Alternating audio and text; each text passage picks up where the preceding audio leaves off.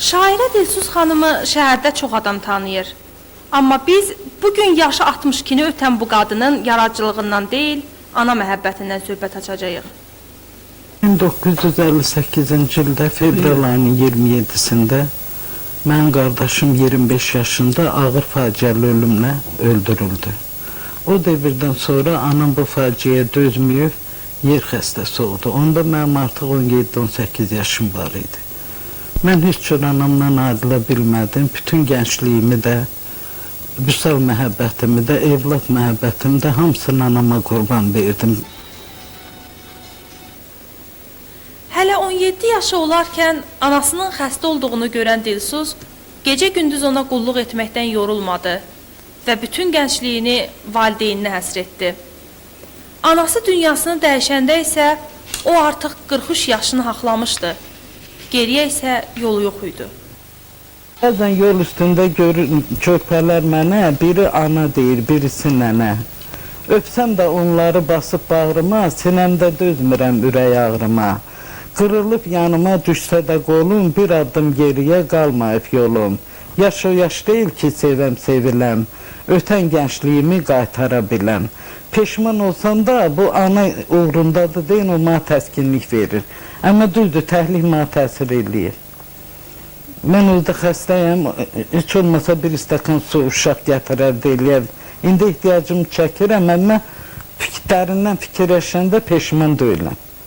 Tək ki, anam duraydı, mən ona ilə gənə də bu ahar yaşında qulluq eləyəydim. Sinəsini dərd oysa da, ömrünün ahıl çağında kimsəsizlikdən qəlbi para-para olsa da, etdiyinə peşman deyil Dilsuz xanım. Nə qədər əziyyət çəksəm də, bütün bunları anam üçün etdiyimi fikirləşəndə təskinlik tapıram deyir. Mənim anam 20 il mənə ana dedi, körpü uşaq kimi yer xəstəsi idi deyin. Mən onu itirəndə elə bildim, həm evladım itirdim, həm anam itirdim. Övladlıq borcunu layiqincə yerinə yetirən, hətta öz xoşbəxtliyini valideyninə qurban verən belə insanların qarşısında baş əyməyə dəyər. Lakin çox təəssüf ki, bugün hələ də dünya nankör övladlardan xali deyil və bugün atılmışlar evinin sakin olmağa məhkum olunmuş valideynlərimiz də var.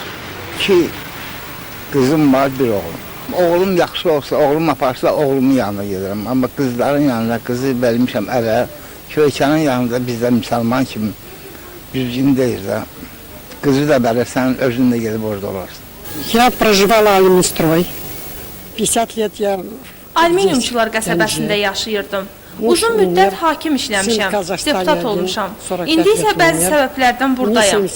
2 oğlum var idi, biri dünyasını dəyişdi, o birisindən də xəbərim yoxdur. Qonşularım evi əlimdən almaq istəyirdilər. Məni dərxanaya saldırdılar. Dedilər ki, güya ruhi xəstəyəm. Sonra həkimlər məni buraxdılar və bildirdilər ki, məndə heç bir ruhi xəstəlik yoxdur. Ancaq yenidən evə qayıtmağa qorxdum. Bura gəldim. Öz övladları tərəfindən lazımsız əşya kimi kimsəsizlər evinə atılan bu insanların mənəvi sarsıntıları, istirabları özlərinə kifayət edər. Acınacaqlısı isə odur ki, bu evdə onlar ruhi, əqli xəstələrlə bir yerdə yaşamağa məcburdular. Buranın 104 sakini var. Onlardan 84%-i ruhi xəstə, 10%-i şikəst, 10%-i isə atılmışlardır. Müraciət eləmişəm mən, nəzərdə tutulur. Deməli, qocalar ayrı olsun, ruhu xəstələr Bakıya köçürüləcək. Bu olacaqdır, çünki mən müraciət eləmişəm nazirliyə, nazirlik bilir və həll eləyəcəklər. Qəlbi sınıq qocalara ömrünün ahıl çağlarında dayaq olmaq, qayğı göstərmək lazımdır. Çünki bu yaşda olan insanların övlad, nəvə sevgisinə daha çox ehtiyacı var. Nankör övladlarsa gözü yolda qalan bu qocalara heç olmasa hərdən bir baş çəkməyi unutmasınlar. Çünki hər kəs bu dünyada bu gününü sabaha görüb qoyur. Xalidə Babayeva, Rövşən Rəsumoğlu, Xəbər.